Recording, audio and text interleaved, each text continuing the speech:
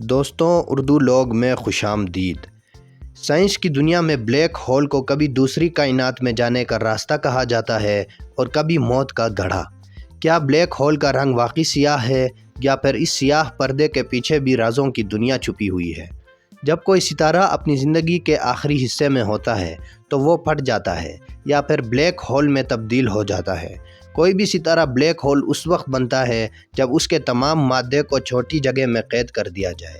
اگر ہم اپنے سورج کو ایک ٹینس بال جتنی جگہ میں قید کر دیں تو یہ بلیک ہول میں تبدیل ہو جائے گا۔ دوستوں، بلیک ہول میں تھوڑی جگہ پر انتہائی زیادہ مادے کی وجہ سے اس کی کشش اتنی زیادہ ہو جاتی ہے کہ روشنی، جو اب تک کی تحقیقات کے اعتبار سے اس کائنات کی سب سے تیز ترین چیز ہے، بھی اس سے فرار نہیں ہو سکتی۔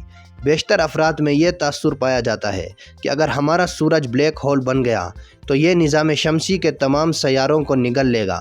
لیکن حیران کن بات یہ ہے کہ سائنسدانوں کے مطابق اگر سورج بلیک ہول بن بھی گیا تو تب بھی زمین اور باقی سیارے اپنے مدار میں بے ضرر چکر لگاتے رہیں گے۔ دوستوں، بلیک ہول کی کشش کا دار و مدار اس میں موجود مادے کی مقدار پر ہوتا ہے، اور جیسا کہ سورج کے بلیک ہول بننے کے بعد بھی اس میں مادے کی مقدار وہی رہے گی، اس لیے سیاروں پر لگنے والی کشش ثقل بھی وہی رہے گی۔ چونکہ بلیک ہول بننے کے بعد سورج کا حجم انتہائی کم ہو جائے گا تو اس کے گرد ایک حد تک کشش بہت زیادہ ہو جائے گی کہ اگر کوئی بھی چیز اس حد کو پار کر جائے تو پھر اس کا واپس آنا ناممکن ہو جائے گا۔ بلیک ہول کے گرد اس حد کو فلکیاتی اصطلاح میں ایونٹ ہورائزن کا نام دیا جاتا ہے۔ اگر ہم روشنی کی بات کریں تو یہی ایک ذریعہ ہے جو ہماری آنکھ محسوس کرتی ہے اور ہمیں وہ چیز دکھائی دیتی ہے۔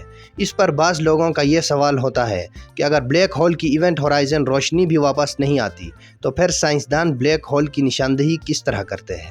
اس سوال کا آسان جواب یہ ہے کہ آج تک سائنسدانوں نے کبھی بلیک ہول کو دیکھا ہے اور نہ ہی آنے والے وقتوں میں دیکھ سکیں گے۔ لیکن ہاں، چند سال پہلے ہماری اپنی ملکی وے کہکشاں کے مرکز میں ہزاروں بلیک ہولز دریافت کیے تھے، اور حال ہی میں سائنسدانوں نے ہماری کہکشاں ملکی وے کے مرکز میں موجود بلیک ہول کی تصویر بھی جاری کی۔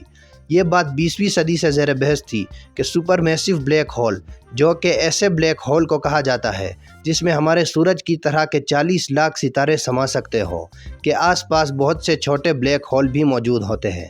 لیکن سائنسدانوں نے اس بات کا مشاہدہ نہیں کیا تھا، لہٰذا اس بات کو ثابت قرار دینا مشکل تھا۔ اس دریافت کے بعد یہ بات بھی ثابت ہوئی کہ ایسے بڑے بلیک ہول کے گرد چھوٹے بلیک ہول بھی موجود ہوتے ہیں۔ وہ دریافت سائنسدانوں نے کہکشاں کے مرکزی بلیک ہول کی تصویر لیتے وقت کی۔ یہ بات بھی قابل غور ہے کہ جب بلیک ہول مادے کو نگلتا ہے تو ایونٹ ہورائزن سے پہلے شدید کشش ثقل کی وجہ سے مادہ ریزہ ریزہ ہو جاتا ہے اور انرجی میں تبدیل ہو جاتا ہے۔ اس سب کے نتیجے میں ایونٹ ہورائزن کے بہت قریب ایکس ریز پیدا ہوتی ہے۔ جیسے زمین پر موجود ایکس رے دوربینوں کی مدد سے تصویر میں قید کیا جا سکتا ہے، اس طرح ہم بلیک ہول کو بھی دیکھ سکتے ہیں، اور ان چھوٹے بلیک ہول کی دریافت بھی اس طرح سے ہوئی۔ یہ چھوٹے بلیک ہول ہمارے سورج سے 10 گنا زیادہ مادہ رکھتے ہیں، جبکہ مرکزی بلیک ہول 40 لاکھ سورج اپنے اندر قید کر سکتا ہے۔ بہرحال کائنات میں جتنا گہرائی میں انسان دیکھے گا، اتنا اس کائنات کے بارے میں یہ خیال کرے گا کہ جیسے ابھی تو شروعات ہے، کیونکہ کائنات کے بہت سے راز ابھی ایسے ہیں جن پر سے پردہ اٹھنا باقی ہے۔